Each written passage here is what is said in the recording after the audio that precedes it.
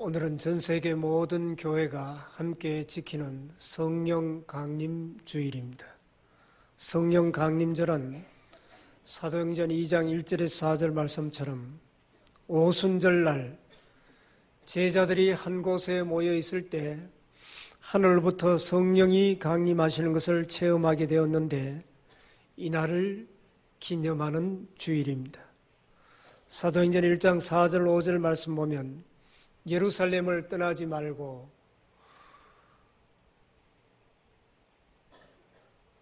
내게서 들은 바 아버지의 약속하신 것을 기다리라. 요한은 물로 세례를 베풀었으나 너희는 몇 날이 못되어 성령으로 세례를 받으리라. 이 예수님의 분부에 따라 제자들은 평소에 머물렀던 다락방으로 올라갔습니다. 그리고 그들은 마음을 같이하여 오로지 기도에 힘썼습니다. 이렇게 하기를 열흘이 지났습니다. 그때 갑자기 하늘로부터 급하고 강한 바람 같은 소리가 들리더니 그들이 앉은 온 집에 가득했습니다. 그리고 마치 불의 혀처럼 갈라지는 것들이 그들에게 보이면서 각 사람 위에 임하였던 것입니다. 거기에 모인 사람들은 모두가 다 성령의 충만함을 받고 성령이 말하게 하심을 따라 다른 언어들로 말하기 시작했습니다. 당시에 여기에 모인 사람들은 여러 나라에서 오순절 절기를 지키기 위하여 예루살렘으로 올라온 사람들입니다. 유대 동쪽 바데인, 메데인, 엘람인들이 자기들의 언어로 들을 수 있었습니다. 또 메소포타미아, 부르기아, 밤빌리아 사람들뿐만 아니라 아프리카, 애굽, 그리고 구레네에서 온 사람들, 또 멀리 로마, 그레데 섬, 아라비아 사람들도 자기 언어로 말하게 하심을 들었던 것입니다. 이렇게 모여든 사람들은 다 놀라고 당황했습니다. 서로 어찌된 일이냐 물었지만은 아무도 설명할 수가 없었습니다. 어떤 사람들은 세술에 취하였다고 조롱하기도 했습니다.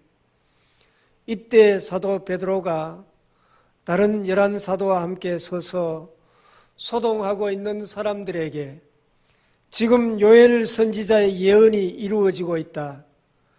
말세의 내용을 모든 육체에게 부어주리니 그들이 예언할 것이라고 하였는데 지금 우리에게 성령이 임하신 것이라고 외쳤습니다.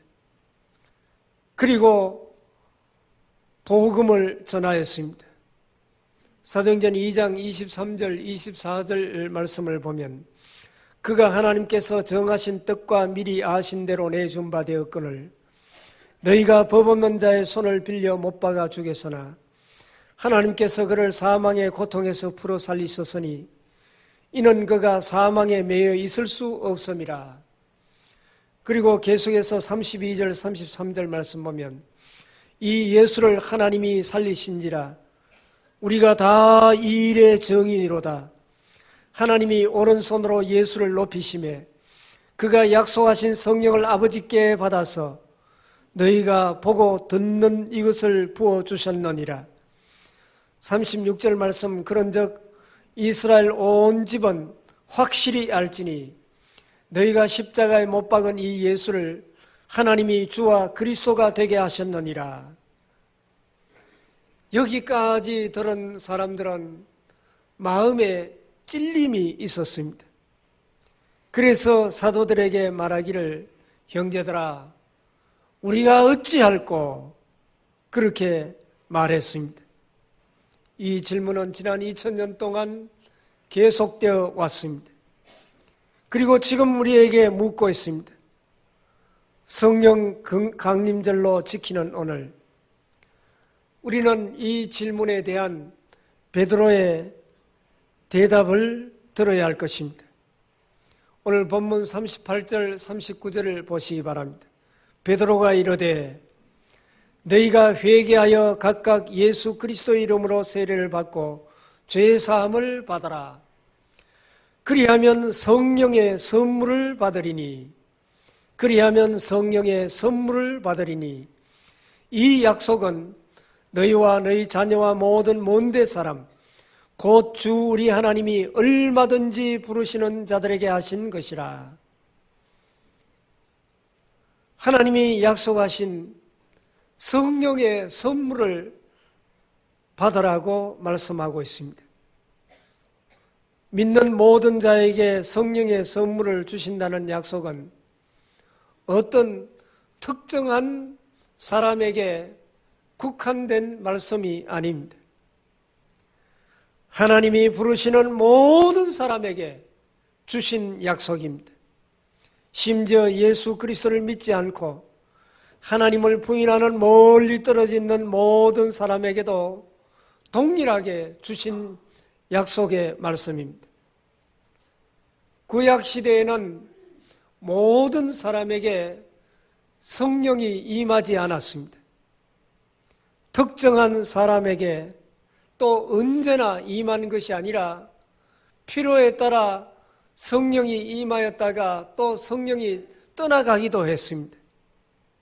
사울 왕을 생각해 보면 사무엘상 15장에 보면 사무엘이 사울 왕을 택하여 기름을 부을 때 성령이 임하였습니다. 그리고 그가 그들 중에 예언을 하기도 했다고 말씀하고 있습니다. 그러나 왕이 된 사울은 하나님의 선지자 사무엘의 말을 듣지 않고 제멋대로 행동했다가 사무엘상 16장 14절에 보면 여호와의 영이 사울에게서 떠나고 여호와께서 부르시는 악령이 그를 번뇌케 한지라 라고 말씀하고 있습니다. 이렇게 모든 사람에게 성령이 임한 것이 아니라 어떤 특정인에게 성령이 임했다가 또 성령이 떠나가기도 했습니다. 그렇지만 예수님은 이제 신약 시대에 들어와서 약속하기를 요한복음 14장 16절 말씀 보면 내가 아버지께 구하겠으니 그가 또 다른 보혜사를 너희에게 주사 영원토록 너희와 함께 있게 하리니 여기에 말씀 보면 영원토록 너희와 함께 있게 하리니 이렇게 말씀하셨습니다. 이제 신약 시대에는 성령이 우리에게 임하시면 떠나지 않고 영원토록 우리와 함께 하십니다. 이 약속에 따라 오순절에 성령이 임하신 것입니다. 이것은 베드로가 말한 것처럼 요엘 선지자가 구약에 예언한 말씀이 그대로 이루어진 것입니다. 요엘서 2장 28절 29절 말씀 보면 그 후에 내가 내 영을 만민에게 부어주리니 너희 자녀들이 장래의 일을 말할 것이며 너희 늙은이는 꿈을 꾸며 너희 젊은이는 이상을 볼 것이며 그때 내가 또 내 영을 남종과 여종에게 부어줄 것이며 라고 하신 이 예언의 말씀이 이제 이루어진 것입니다. 그렇다면 성령의 선물을 주신 것입니까? 아니면 성령을 선물로 주신 것입니까? 오늘 본문 38절 말씀 보면 그리하면 성령의 선물을 받으리니 이렇게 말씀하고 있습니다. 전에 우리가 사용하던 개역 성경은 그리하면 성령을 선물로 받으리니 라고 번역을 하였습니다. 그러나 이제 개역 개정판을 내면서 그리하면 성령의 선물을 받으리니 이렇게 번역하고 그 밑에 난회 주에 보면 성령을 선물로 받으리니 라고 표시했습니다. 성령은 인격적인 삼위일체 하나님이십니다. 그렇기 때문에 선물로 주고받는 물건이 아닙니다. 그러므로 우리는 성령의 선물을 받는 것입니다. 그렇다고 해서 이 성령의 선물이 곧 성령의 은사만을 의미하는 것은 아닙니다. 특별히 예수님이 십자가를 통해 이루어 놓으신 구원을 사람들이 믿고 받아들이게 하는 성령님의 역사를 말하는 것입니다. 부활하신 예수님은 이제 하늘로 올라가시면서 제자들에게 주신 말씀이 사도행전 1장 8절 말씀입니다. 오직 성령이 너희에게 임하시면 너희가 권능을 받고 예루살렘과 온 유대와 사마리아와 땅끝까지 이르러 내 증인이 되리라. 그렇게 말씀하셨습니다. 여기에 성령이 너희에게 임하시면 하는 이 말씀은 성령께서 너희에게 오시면 그런 말씀입니다. 그렇게 되면 우리가 권능을 받아 예루살렘, 유다, 사마리아, 땅끝까지 이르러 내 증인이 될 것이라 라고 말씀하고 있습니다. 그러므로 우리가 흔히 성령을 받아라 이렇게 말할 때 이 말은 성령의 권능을 받아라 하는 그런 뜻입니다. 예수 믿는 모든 사람에게는 이미 믿는 순간에 성령 하나님이 우리 가운데 임하신 것입니다. 왜냐하면 오직 성령으로 말미암지 않고는 예수를 주시라 시인할 수 없기 때문입니다. 고린도전서 12장 3절 말씀 보면 성령으로 아니하고는 누구든지 예수를 주시라 할 수 없느니라. 예수 그리스도를 구주로 고백하는 모든 사람들에게는 이미 성령 하나님이 우리 가운데 임하여 계시는 것입니다. 그러므로 이제 성령이 주시는 은사, 성령이 주시는 능력을 받아야 됩니다. 그래야 능력 있는 신자가 되고 능력 있게 증인의 사명을 감당할 수 있는 것입니다. 그렇다면 어떻게 성령의 선물을 받을 수 있겠습니까? 먼저 회개하고 세례를 받으라고 말씀하고 있습니다. 베드로는 형제들아 우리가 어찌할꼬 그렇게 묻는 군중들을 향해서 외칩니다. 오늘 본문 38절 39절에 너희가 회개하여 각각 예수 그리스도의 이름으로 세례를 받고 죄사함을 받아라. 그리하면 성령의 선물을 받으리니 이 약속은 너희와 너희 자녀와 모든 먼데 사람 곧 주 우리 하나님이 얼마든지 부르시는 자들에게 하신 것이라. 여기에 말씀 보면 눈에 보이는 세례가 먼저가 아니라 그 앞서 각각 회개가 선행이 되어야 한다는 것입니다. 예수님보다 6개월 먼저 이 땅에 와서 예수님의 길을 예비하신 세례 요한은 광야에서 이렇게 외쳤습니다. 회개하라, 회개하라, 천국이 가까웠느니라.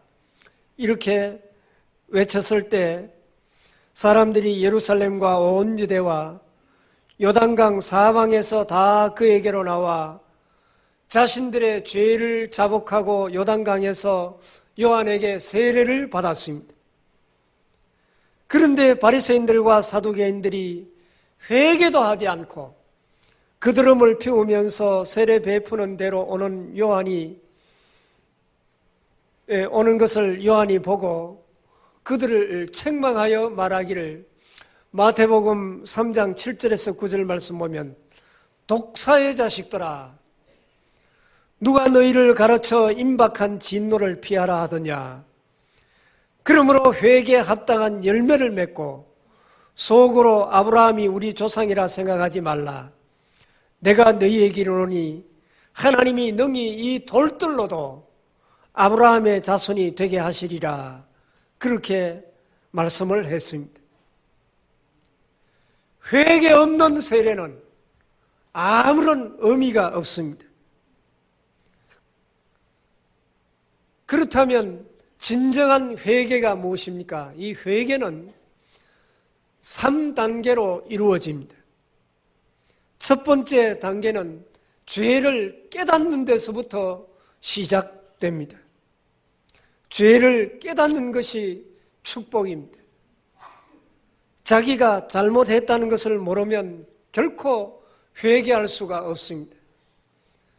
전도해보면 당신은 죄인입니다. 나는 죄인입니다. 그렇게 고백하라 그러면 나는 죄인이 아니라 절대로 죄를 지은 적이 없다고 이야기합니다. 그런 사람은 결코 구원을 얻을 수가 없습니다. 중병에 걸린 사람이 병을 치료하려면 먼저 자신이 병에 걸렸다는 것을 인정해야 됩니다. 그래야 병원에 가든지 약을 먹든지 대책을 세우는 것입니다. 마찬가지로 죄사함을 받으려면 먼저 내 자신이 죄인임을 깨달아야 됩니다.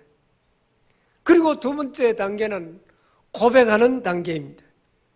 요한일서 1장 9절에 만일 우리가 우리 죄를 자백하면 그는 미쁘시고 의로우사 우리 죄를 사하시며 우리를 모든 불의에서 깨끗하게 하실 것이요 라고 말씀하고 있습니다. 내가 죄인임을 깨달았으면 내가 죄인입니다. 그렇게 고백해야 됩니다. 옛날 중세 때에는 죄인들을 가둘 데가 없어 배에 실어서 지중해 한가운데서 이제 그 배를 세워두면 그곳이 감옥이 되었다는 것입니다. 어느 날 이태리 총독이 죄수선을 순시를 했습니다. 모든 죄수가 총독에게 자기는 잘못한 것이 없다고 항변을 했습니다. 그런데 유독 한 사람만 머리를 푹 숙이고 가만히 있었습니다. 총독이 그에게 다가가서 묻습니다. 너는 왜 여기 있느냐? 그렇게 물었을 때 그는 이렇게 대답했습니다. 예, 저는 죄인입니다. 가족이 굶어 죽는 것을 볼 수가 없어서 본의 아니게 도둑질을 했습니다. 저는 마땅히 벌을 받아야 합니다. 이 말을 듣던 총독이 그를 풀어주고 싶었습니다. 그래서 총독이 이렇게 큰 소리로 그를 책망했습니다. 이 괘씸한 놈, 하늘이 두렵지 않느냐? 이 배에는 죄인이 아무도 없는데 너 같은 죄인이 여기 있다니 이놈을 당장 배에서 실어 밖으로 내보내라. 총독은 자신의 잘못을 인정했던 그 사람을 사면해 주고 싶었던 것입니다. 하나님께서도 우리가 우리의 죄를 깨닫고 나는 죄인입니다. 그렇게 고백할 때 용서해 주시는 것입니다.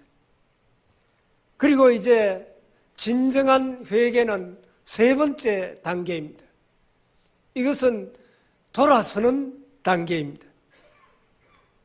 여러분이 여기에서 출발해서 저 동대구역으로 가야 하는데 차를 타고 보니까 남부 주차장 쪽으로 동대구역 쪽으로 가지 않고 반대 방향인 서부 주차장 쪽으로 자꾸 가고 있다면 아, 내가 이 차를 잘못 탔구나. 방향이 잘못되었구나 하는 것을 깨달았다면 즉시 내려서 반대 방향으로 가는 차를 갈아타야 하는 것입니다.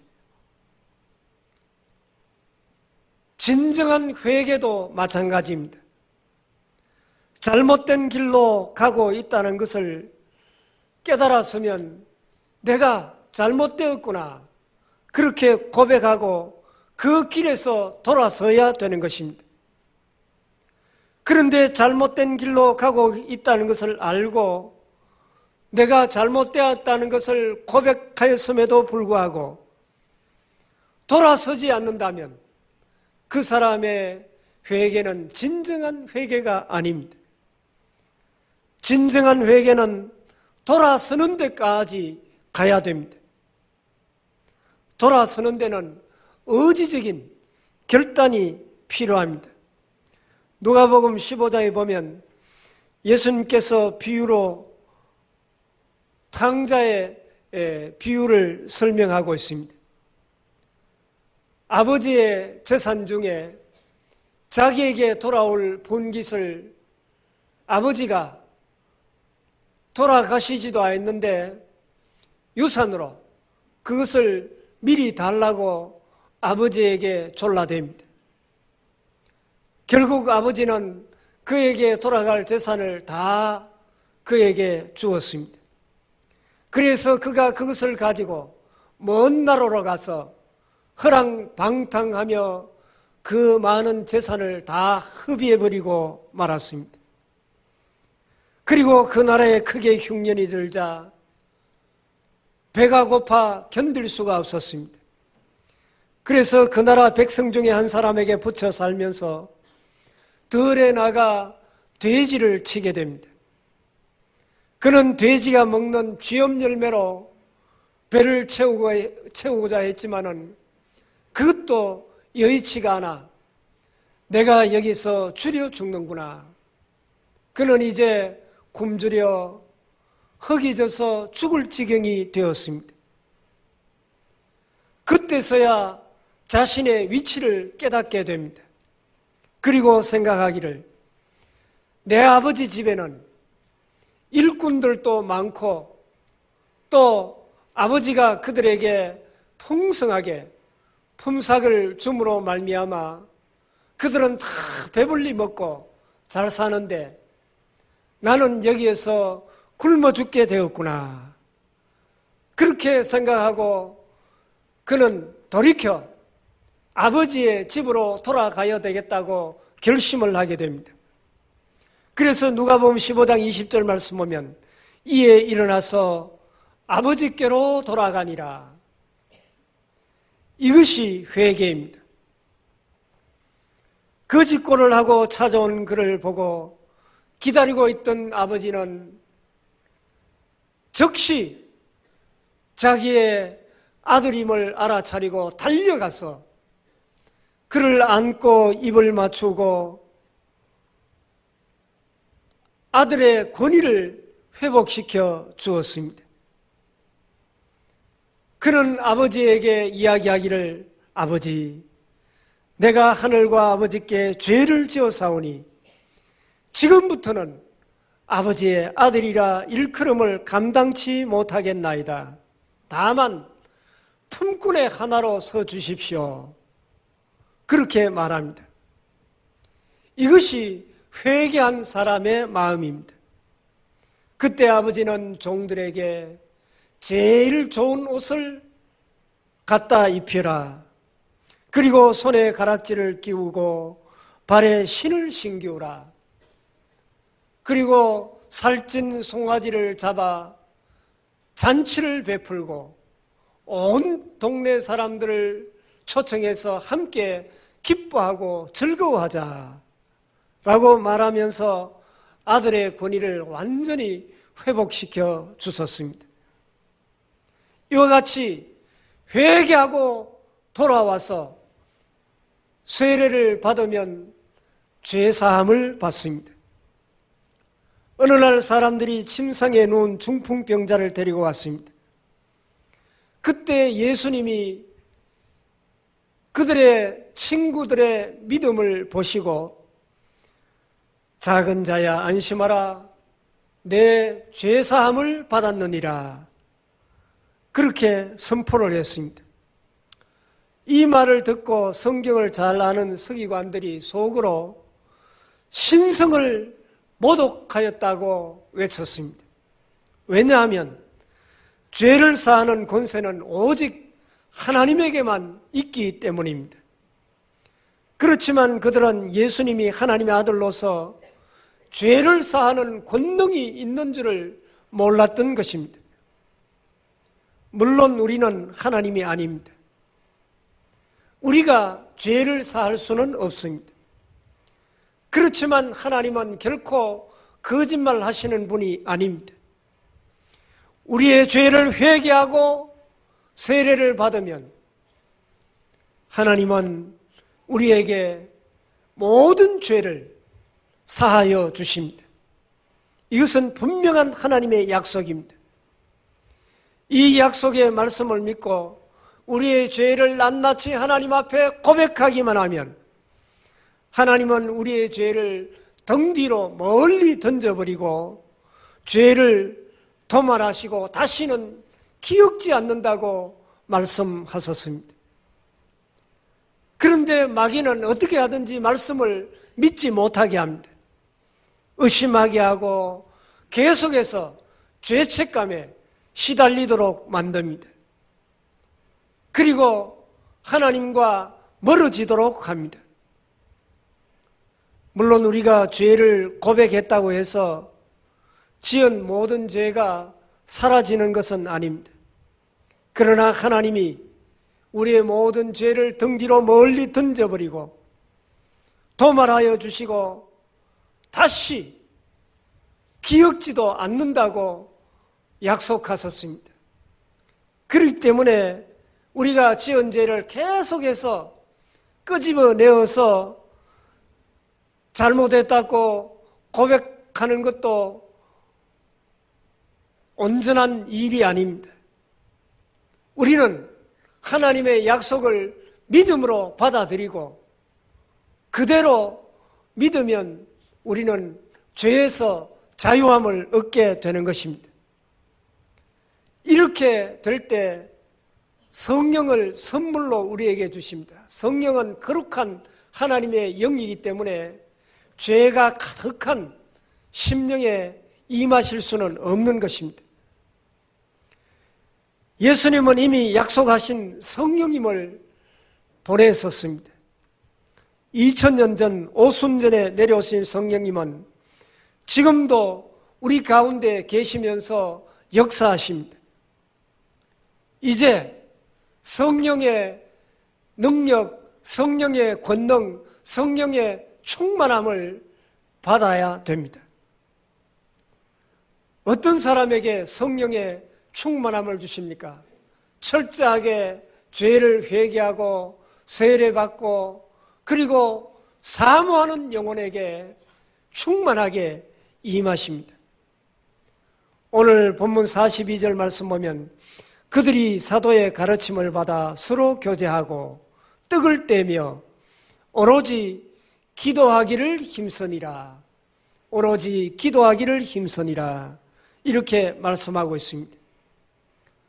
성령의 선물을 받은 분들은 앞으로 더 귀하게 쓰임받는 주님의 제자가 되기 위하여 계속해서 가르침을 받고 그리고 겸손하게 아름다운 성도의 교제를 이루며 함께 기도에 힘써야 할 것입니다. 그리할 때 우리 가운데 성령의 충만함이 성령의 능력과 성령의 은사와 성령의 권능이 임함으로 주님의 정인의 귀한 사명을 잘 감당할 수가 있는 것입니다. 사도행전 1장 8절 말씀, 오직 성령이 너희에게 임하시면 너희가 권능을 받고 예루살렘과 온 유대와 사마리아와 땅끝까지 이르러 내 정인이 되리라. 우리가 성령 충만함을 받아 전도자의 사명, 정인의 사명을 잘 감당하는 우리 모두가 될 수 있기를 바랍니다. 아버지 하나님, 오늘 성령 강림 주일을 맞이하여 우리 모두에게 성령의 충만함을 허락하여 주시사 주님이 주시는 권능을 받아 땅끝까지 주의 복음을 증거하며 정인의 사명을 잘 감당할 수 있는 우리 모두가 되게 하여 주시옵소서. 예수님 이름으로 기도하옵나이다. 아멘.